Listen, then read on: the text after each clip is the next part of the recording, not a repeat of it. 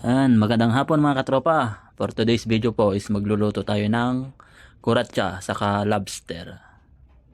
Tapos ko na po yung hinugasan at ngayon ay hatiin ko para mas maganda. Pumasok po sa mga laman niya yung lasa. Ayan. Mag-ingat po tayo sa paghati niyan kasi kung matalas yung mga shell niya. Ito po yung mga ingredients na na-prepare ko. Kaya isa lang na natin yung kalaha mga katropa. Painitan na natin. Lagyan natin ng konting mantika para igisa natin yung bawang at sibuyas. Unahin muna natin dito yung bawang mga katropa. Ayan.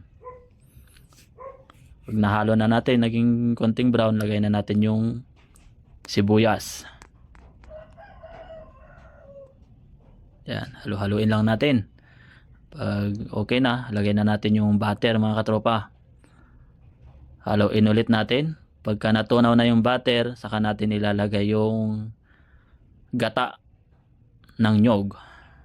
Ayan, nilagay na natin mga katropa.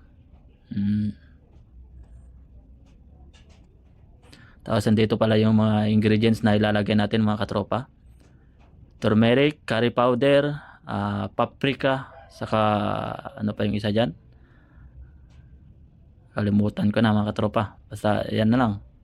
Ayan, halo-haluin natin. Lagay ko na mga katropa. Halo-haluin natin.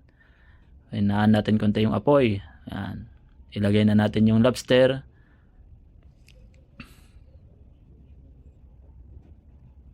Saka natin isunod yung mga kuratsa. Ayan. Dito mga katropa, nahirapan akong maghalo kasi one-handed lang. Isang kamay ko nakahawak sa cellphone. Ayan. Takpan natin mga katropa.